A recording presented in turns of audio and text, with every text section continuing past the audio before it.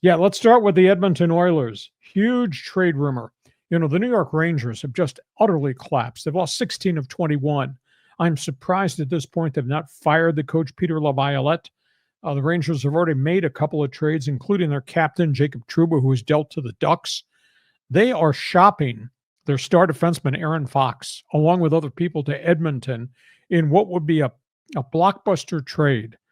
The rumors out of Canada are that the Oilers want Aaron Fox, the defenseman from the Rangers.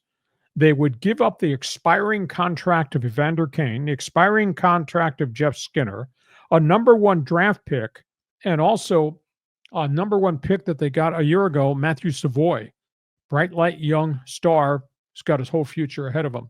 It wound up being a 4-for-1 deal. Rangers would take on some big contracts, which give them big cap space at the end of the year. I don't know how the Rangers could face their fans though if they're trading all their star players away, because they're also shopping Mikhail Zibanejad, also in a separate deal to other clubs. So Aaron Fox might wind up in Edmonton. The Ducks. I have been highly critical of the slow growth process of the Ducks as they force-fed all their kids. Do you know the Ducks record as of this moment is 17, 18, and 4? They're almost to 500. We have not seen that in probably 4 years, 5 years. John Gibson, 36 saves the other night. John Gibson has kind of backwalled them in to becoming really competitive. And the kid players are starting to score goals for the Ducks, at least the first half of the NHL season. One who's not going so well, Vancouver Canucks. Man, this must be toxic in that room. They are shopping their two most expensive players, Elias Pettersson, goal scorer from Sweden, and JT Miller, one of their captains. Pettersson's earning $11 million. JT Miller's earning $8 million. They don't get along. The team isn't playing very well. They have a sub-500 record at home with all this firepower. And they're just not supporting the goaltender, Thatcher Demko, very well either. They're 7, 8, and 4 at home, one of the worst home records of any of the good teams in the NHL. So there could be an implosion coming in the Pacific Northwest out of Vancouver. And in soccer, we talked about this last week.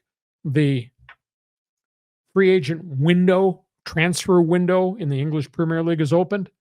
And we talked about all the names at Manchester City, Manchester United, and Liverpool that might be in the open.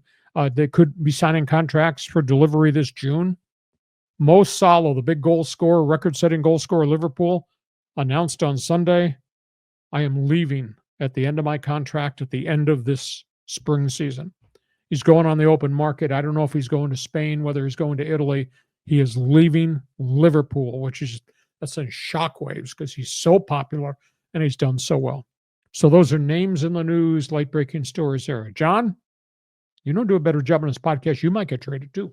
I know I might. Yeah. I mean, imagine if people got traded in corporate America. That'd be something, but we just get brown envelopes. Yeah. And we don't even get a thank you. When you sign this brown envelope, you're terminated. Right. Yeah. Well, yeah. The radio industry is brutal. You told me all the stories.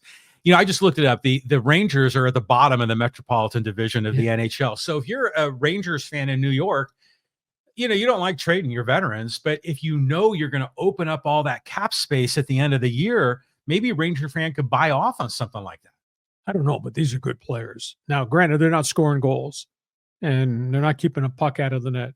And they just gave Igor Shesterkin, their superb goaltender, the most expensive goaltending contract in the league. I think it's 11 years, $88 million. And, the point being, you've invested in all these guys. You're going to blow it up this soon, this quick? I mean, I grant you, they're not playing anywhere near like they could play. And I don't know if it's chemistry, if it's work ethic. It's not injury. They've not had a ton of injuries. It's just really weird in New York. But, hey, Canada Network, feel free, jump on board. You want to talk about what's going on in Edmonton, what might happen in Vancouver, and what's befallen Madison Square Garden. Those are topics on the table.